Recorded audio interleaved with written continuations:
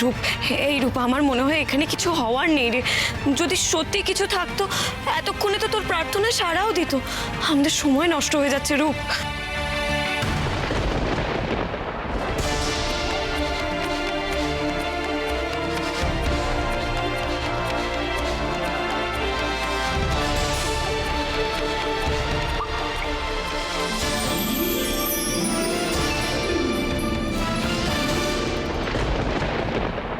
আমরা কিন্তু বালি ঘড়ির বালি শেষ হওয়ার আগে কাজ শেষ করতে পারবো না।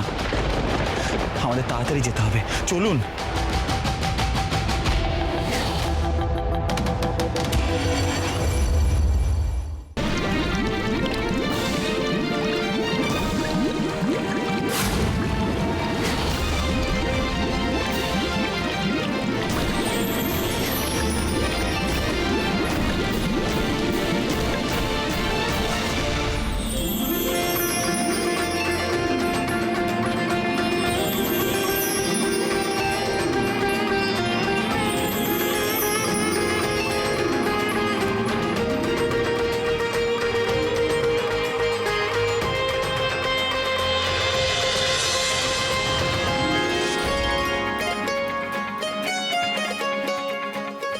বলো রূপমতি, এত আকুল হয়ে আমায় ডাকছো কেন?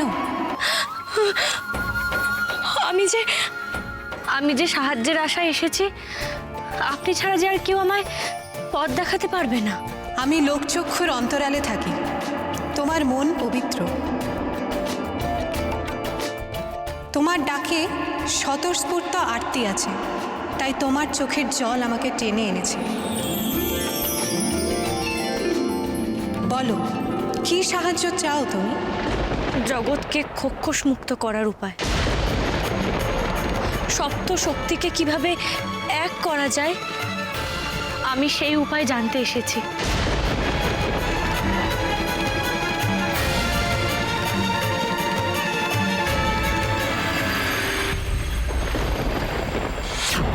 কি হলো? জ্ঞান ফিরল মহারাজের?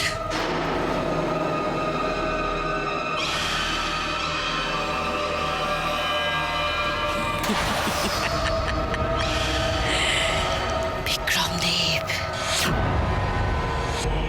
মহামৃত জলের 7 উপাদান কোথায় পাবো? ওই অমৃত জল আবার কিভাবে তৈরি করা সম্ভব বলো? বলবো না আমি। আমাকে মারতে চাও তো মারো আমাকে। বাঁচালে কেন তুমি আমাকে? নিজের স্বার্থের জন্য না?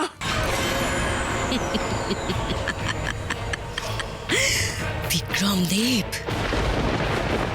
তুমি নিজের স্বার্থের কথা ভাবো। কেন বলো তো? কারণ রূপমতিকে আমি এখন বন্দি করে রেখেছি।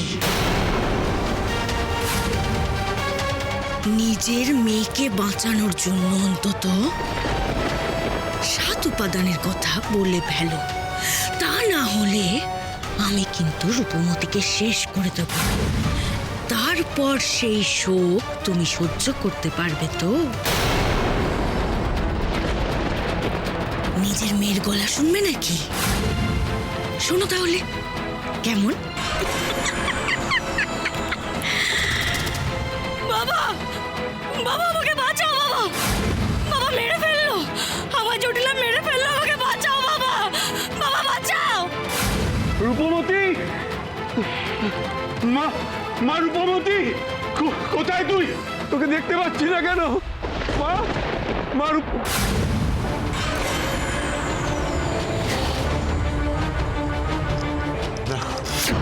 না না, এ তোমার মায়া, এ তোমার মায়ার খেলা।